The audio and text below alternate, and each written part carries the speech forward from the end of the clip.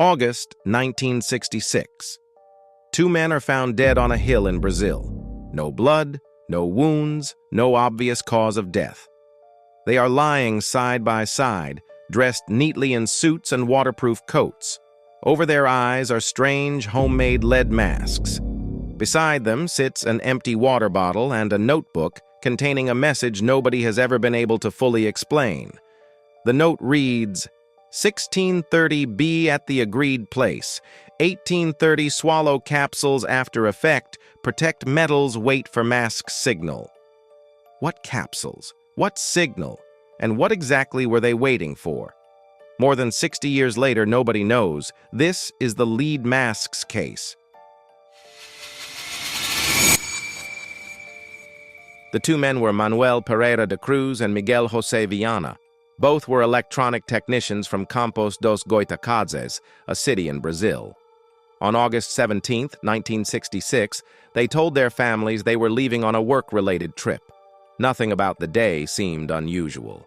Before leaving, they purchased waterproof raincoats, despite the weather forecast showing clear skies. They also carried cash and appeared to have a specific destination in mind. Both men were known to have an interest in electronics, spiritualism, and unusual experiments. Friends later claimed they were fascinated by attempts to contact higher beings and unexplained phenomena. At the time, nobody thought much of these interests. But after what happened next, those details would become impossible to ignore. The men boarded a bus and traveled to the city of Niterói, located near Rio de Janeiro. Several witnesses would later recall seeing them that afternoon. One witness working at a local bar remembered that the men appeared nervous. They repeatedly checked their watches as though they were trying not to miss an important appointment. Miguel purchased a bottle of water.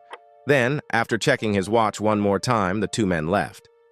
That was the last confirmed sighting of either man alive. 2 days later, a young boy was flying a kite on Morro do Vintém, a hill overlooking the city. While looking across the hillside, he noticed something unusual in the grass. What he had found were two bodies.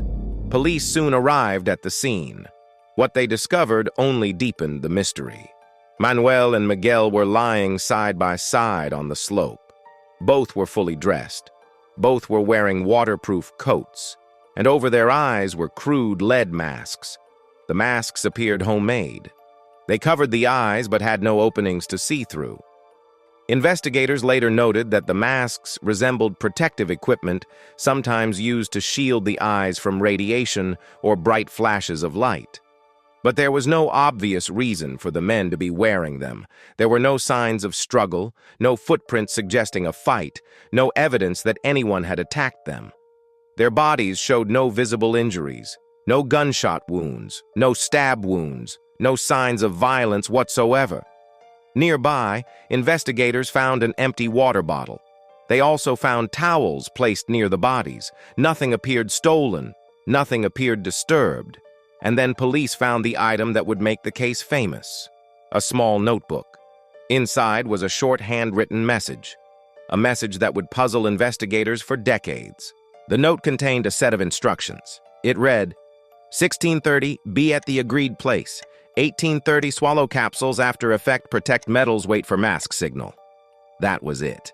No explanation, no names, no signature, just instructions. The message immediately raised a series of questions. What capsules were they supposed to swallow? What effect were they expecting? What did protect metals actually mean? And what exactly was the mask signal? The note suggested the men had gone to the hill intentionally. They had a plan.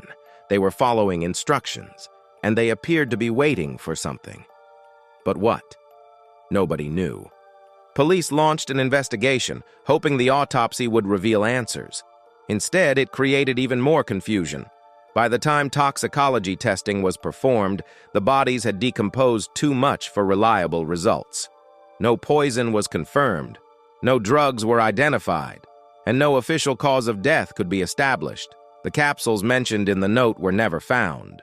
Investigators searched the area but recovered nothing. No container, no packaging, No remaining evidence of what the men may have consumed. Police also struggled to determine who the men were supposed to meet. Family members had no answers. Friends had no answers. Colleagues had no answers. Every lead seemed to end in a dead end. Without a confirmed cause of death, without suspects, and without a clear motive, the investigation slowly stalled. The case eventually went cold, but public fascination with the mystery was only beginning.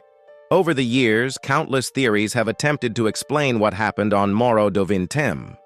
The first theory is that the men were conducting some kind of scientific experiment. As electronic technicians, both had experience working with equipment and technology. Some researchers believe the lead masks may have been intended to shield their eyes from a bright flash or a source of radiation. Perhaps they expected to witness some unusual event. However, no scientific equipment was found at the scene, no instruments, no measuring devices, nothing that clearly supported the theory.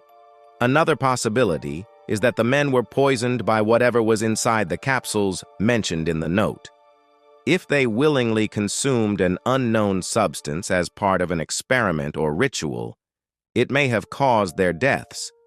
But because no capsules were recovered and toxicology testing proved inconclusive, this theory remains impossible to verify. Then there is the occult theory. Brazil, during the 1960s, had a thriving spiritualist movement. Some investigators discovered that the men had participated in activities involving spiritual practices and attempts to communicate with higher entities. Supporters of this theory believe the masks, the capsules, and the instructions may have been part of a ritual designed to contact another realm, a ritual that went terribly wrong. And finally, there is the theory that made the case internationally famous, the UFO theory. Several witnesses later claimed to have seen a bright orange object hovering above the area around the same time the men died. Descriptions varied, but many reported an unusual glowing object in the sky. Some researchers believe Manuel and Miguel traveled to the hill expecting to witness a UFO or make contact with something not of this world.